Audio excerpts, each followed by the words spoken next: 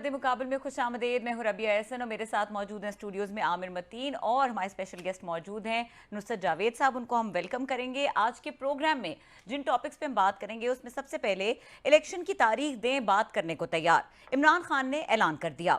Election commission को हुकूमत के साथ साजिश में मुलव्वस होने का भी इल्जाम लगा दिया। दूसरी जानिब इत्तेहादी हुकूमत का तहरीक इंसाफ के खिलाफ सुप्रीम कोर्ट जाने का ऐलान। क्या अब सुप्रीम कोर्ट में पैनामा पार्ट 2 शुरू होने वाला है? इसके अलावा बात करेंगे हुकूमत आईएमएफ से डील के करीब पहुंच गई, डॉलर गिर गया, रुपया तगड़ा।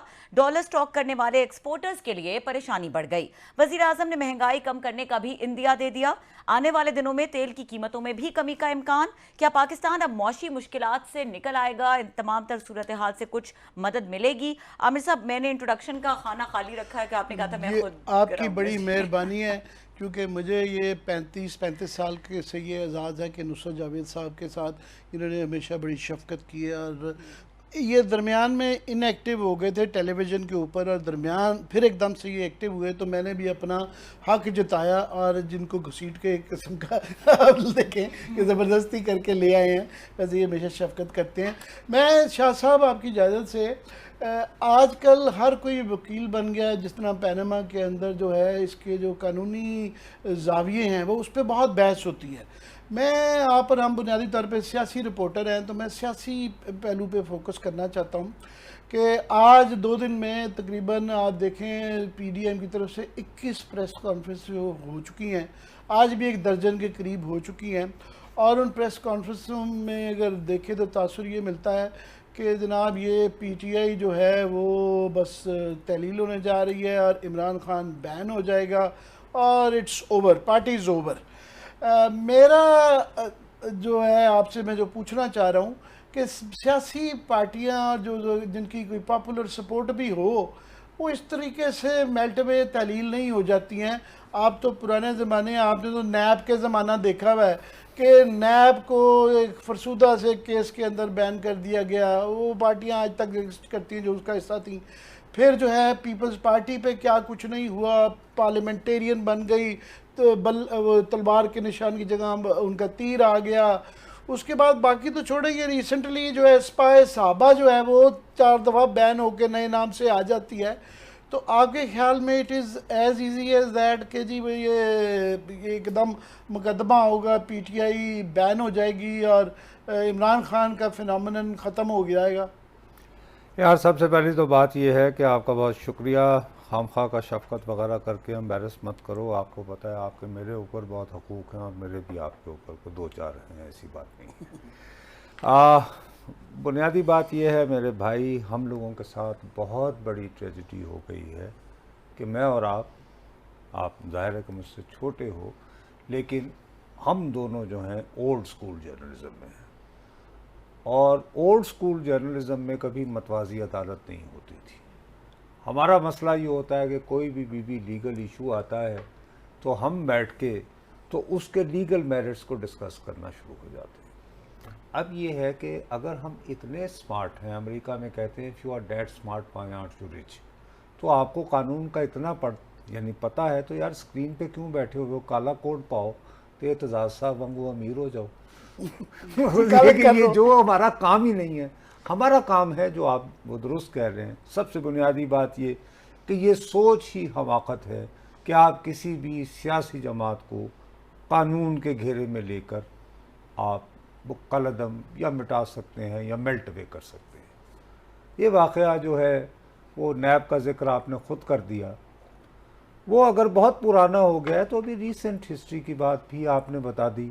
सिपाही साहबा, उससे ज़्यादा तहरीक लब्बैक ने क्या नहीं किया और क्या कुछ करने की कोशिश नहीं हुई, तो क्या हुआ। लेकिन ये तो आप एक स्पेसिफिक पार्टी की बात करते हैं ना भाई साहब। बहुत सारे लोग ये बात भूल गए हैं कि जनरल ज़ियाउल हक के दौर में अक्टूबर 78 से लेकर 1985 तक, जब तक के गैर जमाती इलेक्शन नहीं हुए, तमाम सियासी जमातें कलदम थी। एग्जैक्टली तमाम। और तुम्हें याद होगा उन दिनों हम पार्टीलेस 85 लिखा करते थे कि कालदम जमात के फलां रहनुमा के बेटे के वलीमा, सियासी बयान नहीं आता था, वो हम तस्वीर छापा करते थे। ठीक है ना। तो ये तो एक अहमकाना बात है। बाकी ये बयान पे बयान दिए चले जा रहे हैं अब ये आजकल के जो मॉडर्न बच्चे हैं ना, ये बहुत पॉलिटिकली करेक्ट ज़बान पे बहुत जोर देते हैं।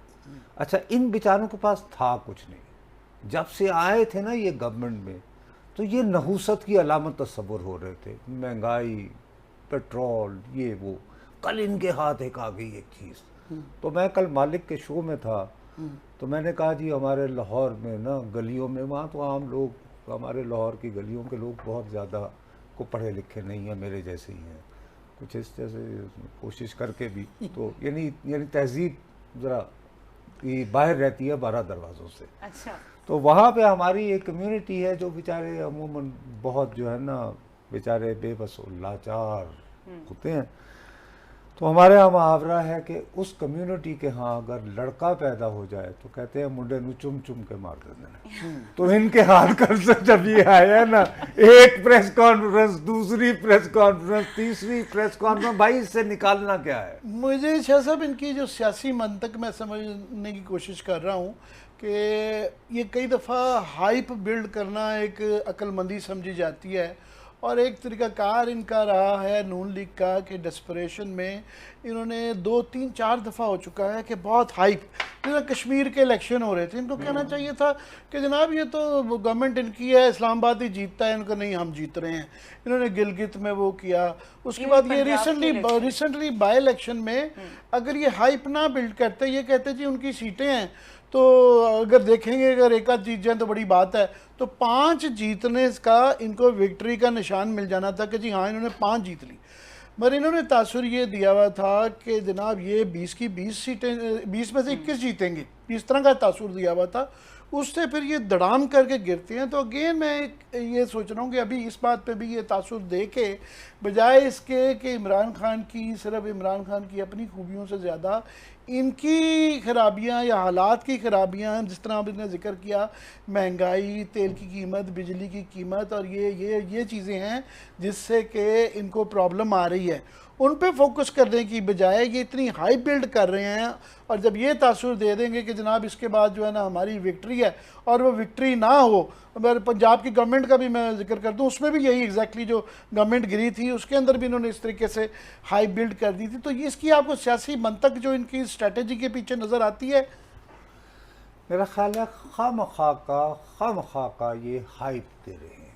देखिए एक सीधी सी बात है, इलेक्शन कमीशन ने एक रिपोर्ट तैयार की, आई मस्ट से कि वो एक बड़ी, उसके बारे में हम बाद में बात करेंगे। मेरा अपना ख्याल है कि PTI भी उसको अंडर प्ले कर रही है, मेरा अपना ख्याल है कि वो जी वो उसमें तो कुछ भी नहीं है, इट्स नॉट लाइक दैट। देखिए उसमें स्टेट बैंक ऑफ पाकिस्तान से आदाद व शुमार लिए गए हैं, और उस दौर में लिए गए हैं जब ये खुद हुकूमत में थे। उसकी बुनियाद पर उन्होंने एक केस बिल्ड किया है।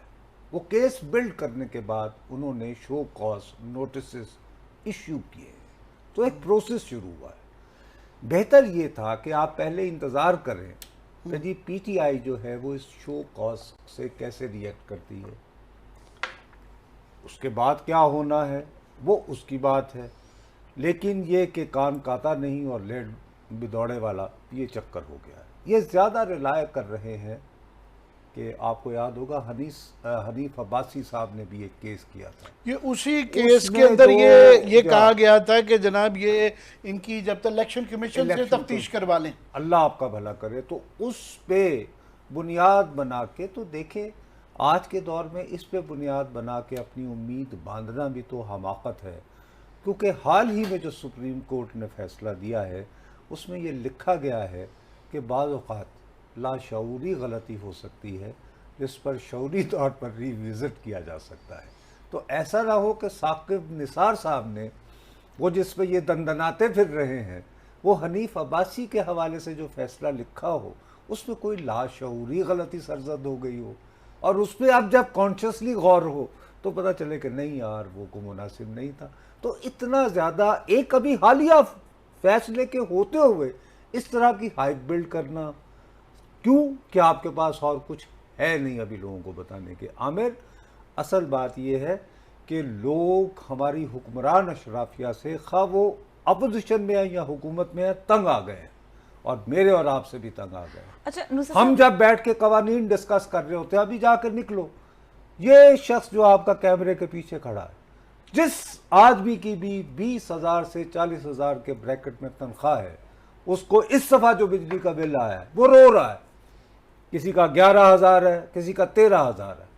अब तनख्वाह है तुम्हारी 25,000, ये बिल देने के बाद अपने बच्चों की फीस दो, 2 वक्त की रोटी चलाओ, क्या करो, ये हम डिस्कस ही नहीं करते हैं।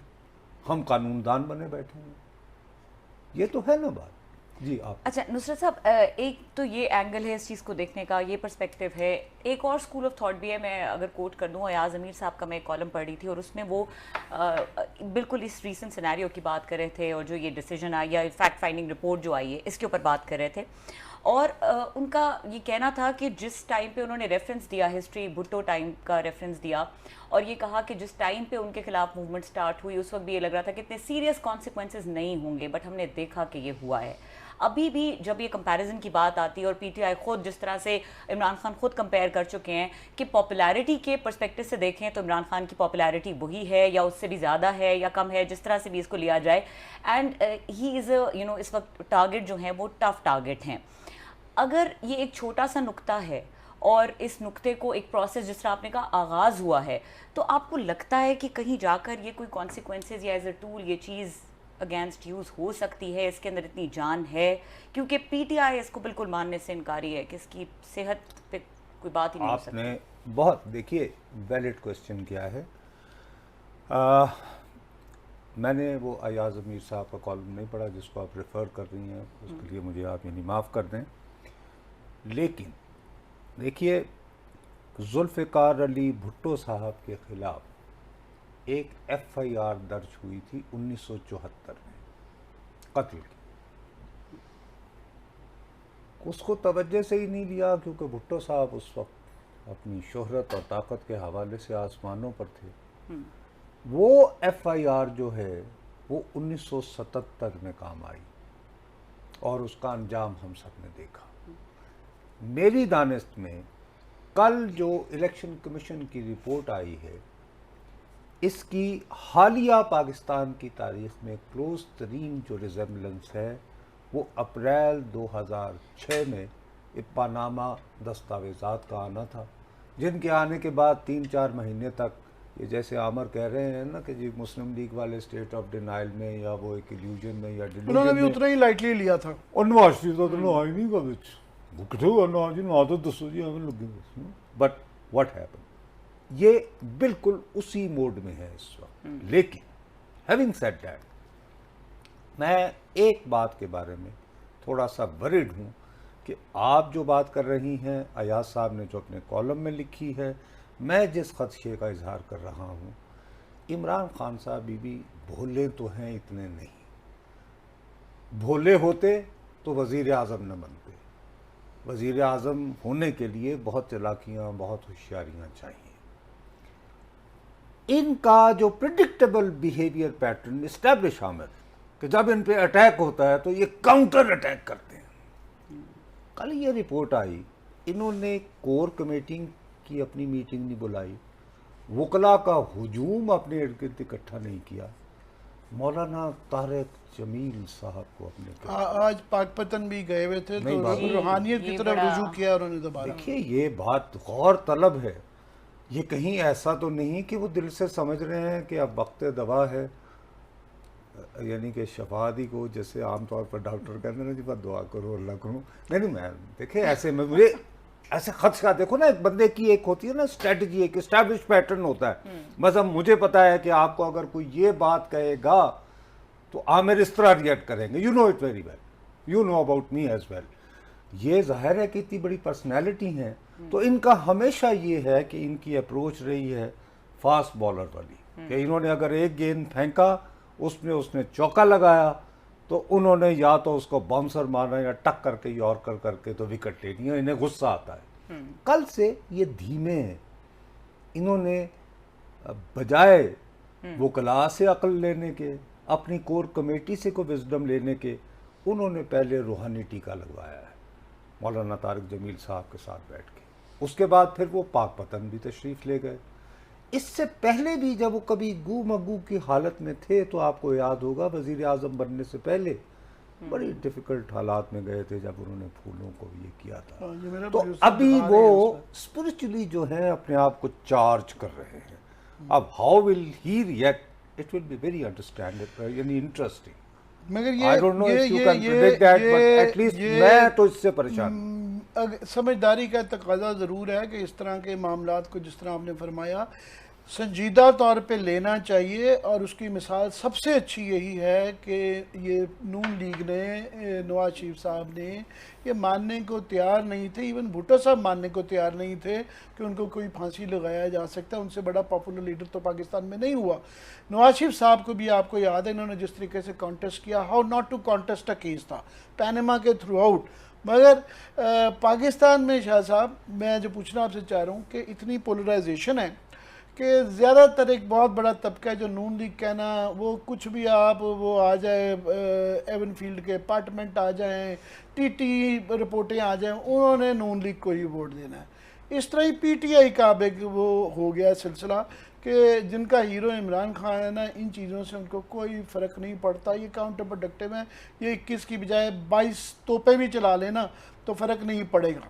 मगर नवाज शरीफ साहब, भुट्टो साहब पहले टेक्निकल नॉकआउट हुए इनकी क्रिकेट की इस्तिलाह में ही, तो ये क्रिकेट की इस्तिलाह में टेक्निकल नॉकआउट का, जब ये ज़ाहिर है इसमें जो वकला की वो बातें हैं कि 62-63 का जब अप्लाई किया जाएगा इस पैमाने पे, अभी तो काफ़ी इसकी स्टेजेस हैं, अभी इनका जवाब आएगा, फिर उसके बाद वो उनकी तरफ से फ़ैसला आएगा इलेक्शन कमीशन का, ये हाई कोर्ट में जाएंगे, वो सुप्रीम कोर्ट में जाएंगे, घूम फिर के देखना कितना टाइम लग जाता है। मगर ये अल्टीमेटली 62-63 का सादिक और अमीन के पैमाने पे परखा जाएगा इमरान खान साहब को।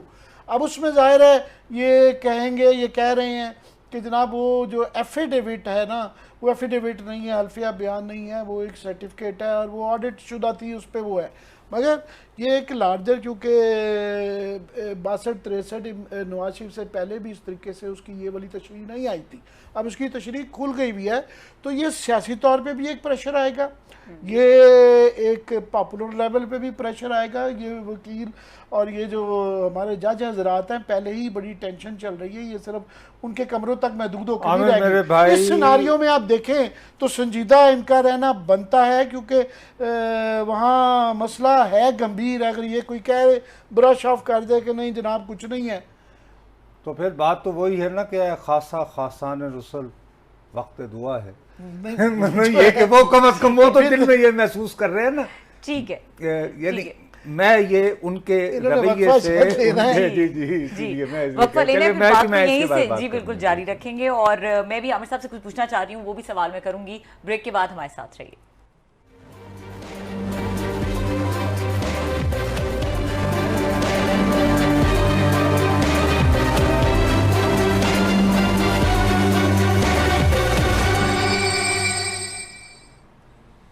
Welcome back. नुसरत साहब, जिस तरह हम फर्स्ट सेगमेंट में बात कर रहे थे और ये बात हो रही थी कि हाइप क्रिएट करती है पीएमएलएन, बहुत गैर ज़रूरी, सिर्फ हाइप नहीं, एक एग्रेसिव पॉलिटिक्स नजर आ रही है उनकी तरफ से। और अगर आप ये देखें जिस तरह से प्रेस कॉन्फ्रेंस के अलावा जो राना सनाउल्लाह का भी ट्वीट है रिसेंट, जिसमें वो अगेन एक इशारा दे रहे हैं एक्सेसिव यूज़ ऑफ फोर्स का, जिस तरह पहले भी की गई, अब पहले वाले हालात नहीं है, पंजाब इनके पास नहीं है, तो इस तरह की बात करना, प्रोवोकेटिव जेस्चर्स देना, ये सूट करता है या ये उल्टा पड़ जाएगा?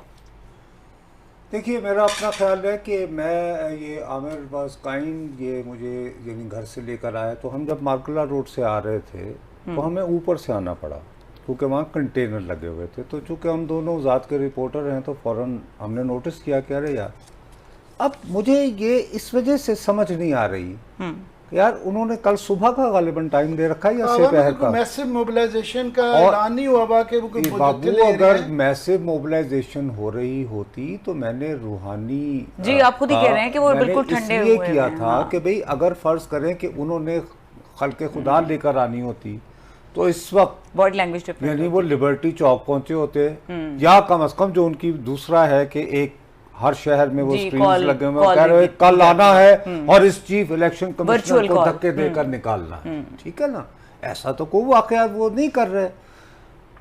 तो जब तक आपने मोबिलाइज न किया हो लोगों को प्रॉपरली, और वो जो अकाउंट्स हैं वो भी फ्रीज तो नहीं हुए, तो बल्कि जल्दी जल्दी खर्च करें और ज़्यादा बसें और ये वो, यानी पेट्रोल वगैरह डलवा कर लाए लोगों को कि अगर फ्रीज होने हैं भाग के सरकार, अभी तो ऐसा कोई नहीं हुआ, तो उसमें से बल्कि खर्च कर दें, सारा लुटा दो, जो बचा था वो लुटाने के लिए आए हैं कि कल बंदे पे बंदा हो। जब वो इस तरह की मोबिलाइजेशन नहीं कर रहे तो ये क्या कर रहे हैं? तो आपको इस वक्त कंटेनर लगाने की क्या तुक है, unless you have very hard intelligence. और मैंने और राबर ने देखी है कि हार्ड इंटेलिजेंस जो आमतौर पर फिदवी ने देखा वो किस नौयत की मज़ाक़ खेज होती है। दे वांट टू एग्जैजरेट ताकि वो अपने लिए ज़्यादा कि जी हम बड़े रिपोर्ट नहीं मानी जाती। मेरा अपना ये ख्याल है कि इस वक्त अगर आज ही रात को, जैसे कि अभी हम आ रहे थे प्रोग्राम, कंटेनर लग चुके थे, रास्ते बंद हो रहे हैं, अगर आप कंटेनर लगा रहे हैं तो सुबह तक की पहली स्टोरी तो विजुअल्स ये बनेंगे ना कि you have sealed Islamabad for what. या तो ये हो कि भाई मैं वही आपसे अर्ज कर रहा हूं कि इमरान खान साहब ने कल एक भाषण दे दिया होता और आज वो लाहौर शहर में मौजूद होकर लोगों को जो है वो मोबिलाइज कर रहे होते। वो तो बल्कि वहां पे दाता साहब गए हैं और वहां पे भी उन्होंने शफकत ही मांगी होगी कोई, यानी दाता साहब के यहाँ जाके लड़ाई झगड़े की तो रूहानियत की तरफ वो उस तरफ माइल है, तो आप उन्हें धकेल रहे हैं इस तरफ, बल्कि वो कोशिश करें कि वो वहां पे। मुझे दो वजूहत सब लग रही हैं। एक तो ये कि डरे हुए हैं ये कि पता नहीं एकदम से क्राउड ना कहीं से आ जाए और पता नहीं एकदम से कोई कब्जा ना हो जाए, एक तो ये। दूसरा राना सनाउल्लाह का, क्योंकि उनका एक ऑरा है, वो एक बड़ी बड़ी मूंछों वाले एक हस्बी नस्बी राजपूत हैं, तो उनका ये जो तासर वो ही tries to live up to that impression कि जनाब मैं बड़ा टफ किस्म का जो है ना in the mode of Nawab of Kalabagh और लाकू खान जो है ना उस टाइप का एक माफी चाहते हैं को राजा पोरस से अजीज तनी सा नहीं, क्योंकि उनके हाथी भी जो है वो पीछे ही आ गए थे। राणा सांगा के साथ अपने आप को, अच्छा राजा पोरस से तो ताल्लुक नहीं, क्योंकि अगर उनसे अब यानी वहां से अगर इन्होंने इस्लाम को कबूल किया है तो भाई राजा पोरस के तो हाथी पीछे पड़ गए थे, वो तो पीछे आ गए। चेक कर चेक कर राजा पोरस के राजपूत होने में ना वो थोड़े से शक है कि वो गखड़ थे, कौन थे इस इलाके में पटवार के। Thank you very much. ये इनका राजपूती जो है ना वो राणा सांगा वाला जो है, मगर ये बैकफायर जिस तरह करने का आप इम्कान है, क्योंकि अभी उनके लिए भी एक पैराडॉक्स है कि ऑफ कोर्स उनके पास लिए आसान है कि इस्लामाबाद के चारों तरफ उनकी गवर्नमेंट है, इधर से अटक के उस पार भी कश्मीर भी, गिलगित बल्तिस्तान और इधर से पंजाब, मगर उनकी गवर्नमेंट होते हुए एक आपका डिलेमा ये आ जाता है कि लॉ एंड ऑर्डर भी आपने ही कंट्रोल करना है। आप अपनी ही पंजाब गवर्नमेंट का आमिर भाई जत्थे ला के, आमिर भाई खुदा के लिए यार, मैंने और आपने यंग रिपोर्टर्स की तरह एक नहीं कितनी मूवमेंट्स देखी होंगी। मैं चूंकि आपसे ज़्यादा कदीम हूँ तो मैंने तो 77 की मूवमेंट भी देखी, ठीक है ना यार। कोई जमात अपनी मकबूलियत की कितनी इंतहा पे भी पहुंची हो, उसको मुजाहरे से एक दिन पहले क्या उसकी मोबिलिटी नजर नहीं आती? तुम्हें याद नहीं है मोहतरमा जो हैं, जब पहली मर्तबा उन्होंने पार्लियामेंट के बाहर धरना दिया था तो बंदे ही नहीं आए थे, याद है ना? हालांकि उस वक्त तो वो बहुत हाइट पे थी। उसके बाद क्या हुआ, उससे सबक सीख कर उन्हें याद है तुम्हें अच्छी तरह, अपने F8 के घर से उन्हें रावलपिंडी जाना पड़ा था जहां जाके गिरफ्तार हुई थी।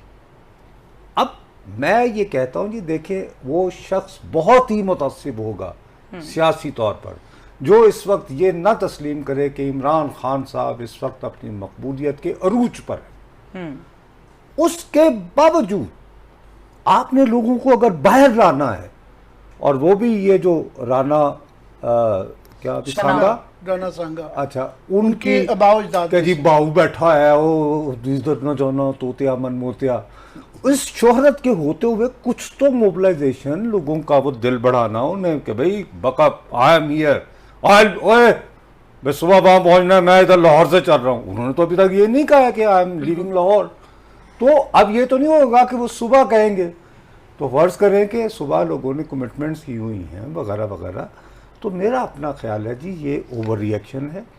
और दूसरा मेरा ये भी ख्याल है कि ये जिस टेंशन पे है ना अभी, ये अभी टेंजेंट मुझे मेरा ख्याल है खान साहब भी वहां भी नहीं जाना चाहते। मुझे शक पड़ा वो बिल्कुल इस वक्त ये अनटिल ये बहाना दें, कल कोई एक्सेसिव यूज ऑफ फोर्स हो, खुदा ना खास्ता कोई ज्यादा हादसा हो जाए, ना हो तो अच्छी बात है। तो ये बहाना है, अभी उनकी तरफ से कोई आई ही नहीं, अपील ही नहीं आई, कोई ऑर्डर ही नहीं आया कि जनाब वो एक सिंबॉलिक अभी तक उन्होंने दिया है कि जी हम सिंबॉलिक जो इलेक्शन कमीशन के बाद एहतजाज करेंगे, कोई मैसिव जो है, वरना आपको हमको सबको पता लग जाता। मैं ये जो आपने कहा ना टेंजेंट, मैं इनका टेंजेंट शाह साहब समझना चाहता हूँ।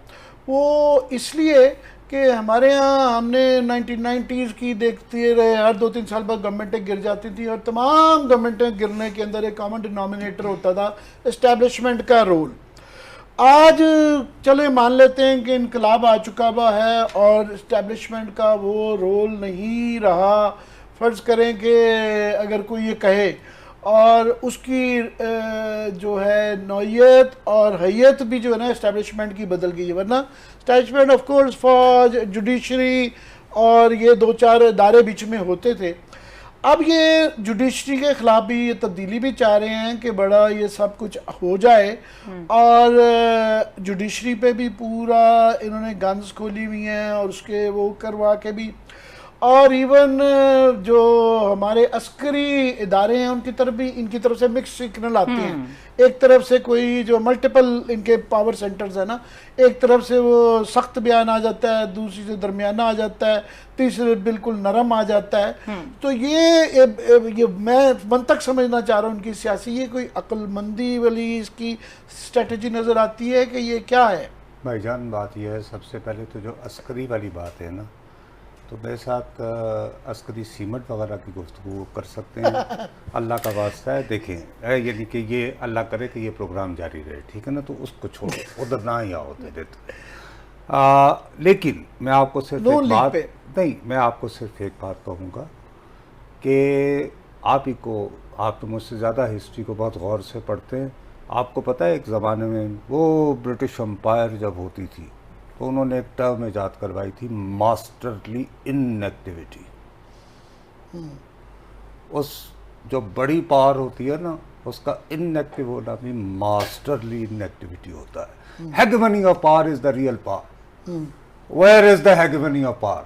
ऐसे गल मुकाइए, बाकी आ जाए अदालत पे। अदालत को बड़ी मेहनत से आपके अजीज दोस्त और मेरे अजीज जान दोस्त चौधरी एतजाज अहसन साहब ने रियासत होगी माँ के कहते कहते इफ्तिखार चौधरी साहब नूं उस जमाने का राना सांगा बनाता सी, जेड़ा ही करके रोज एक वजीर खा जाते। बाय द वे आज हम कोशिश कर रहे थे चौधरी साहब को लाने की, वो अरे नहीं, अच्छा अगर वो टेलीफोन कनेक्शन नहीं मिल सका, अरे वो ट्रैवलिंग कर रहे थे। अच्छा खैर, लेकिन अगर कोई सब आते तो मैं उनको भी कहता हूँ अपने यार है जिगर है। अच्छा आमिर साहब, थोड़ा सा हम अगर बात करें डॉलर के हवाले से इस पे, क्योंकि ये बात शुरू की थी नुसरत साहब ने और उन्होंने कहा था कि जब हम वो बात नहीं करते जो अवाम की बात है, जिससे वो रिलेट कर सकते हैं और जो उनके फायदे की बात है, तो फिर जरा देखने वालों को भी एक थोड़ा सा रिलेट करें मसला होता है।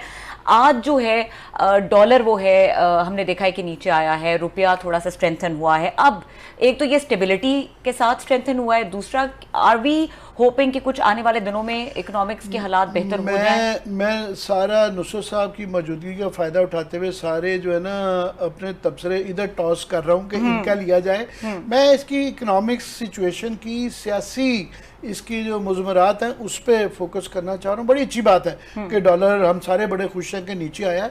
हमारी उम्मीद ये है कि ये कोई 50 के बाद ला के 28 पे आ जाना वो नहीं है। ये फिर 20-25 और गिरे तो उसका एक इम्पैक्ट आएगा, मगर अभी वो स्टेज नहीं आई।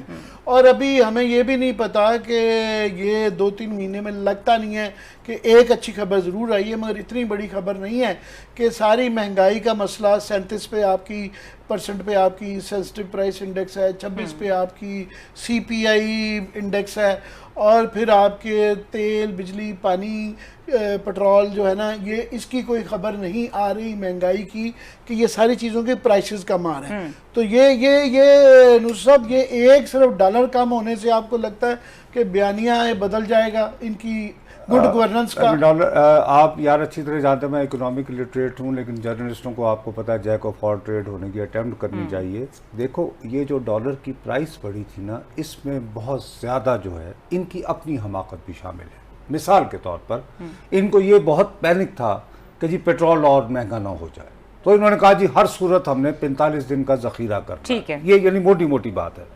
अब उसमें ये हमाकत क्या कर रहे हैं, उस वक्त ऑफिशियल रेट डॉलर का चल रहा था 220। ठीक है, इन्होंने स्पेकुलेटिव जो बाइंग की, तो बैंकों के जरिए जो इन्होंने यानी प्राइस कोट की वो थी 235 से लेकर 240 तक। अब जाहिर है आप बैंकर्स के जरिए जब आप फ्यूचरिस्टिक बाइंग कर रहे हैं तो बैंकरों का अपना माफिया होता है ना, तो बाजार में क्या बात फैली, वो डॉलर संभाल लो, सही ये तो 240 थे, हुकूमत 240 थे ऑर्डर भी कर दिए थे। मोहम्मद मालिक का भी इसमें बहुत ज्यादा कसूर है कि मोहम्मद मालिक साहब ये बड़े बड़े वो देते रहे, इस पे वैसे तफ्तीश होनी चाहिए। अच्छा। एक तो अनसर्टेनिटी थी ऑफ कोर्स यहाँ पे कि मिफ्ता साहब ने अगर IMF के सारे जो फैसले किस्तों में और किए, मिफ्ता पहले दिन ही आगे चाकू मारते और कहते और मिफ्ता अक्सर उनके खसूसी मेहमान होता है, 1-on-1 करता है, कोई पता नहीं इनसाइड भी ट्रेडिंग करता है। बहुत शुक्रिया नुसरत जावेद साहब, आप आए, आपने टाइम दिया और प्रोग्राम का वक्त खत्म हो गया। देखने के लिए शुक्रिया, इजाजत दीजिए, अल्लाह हाफिज।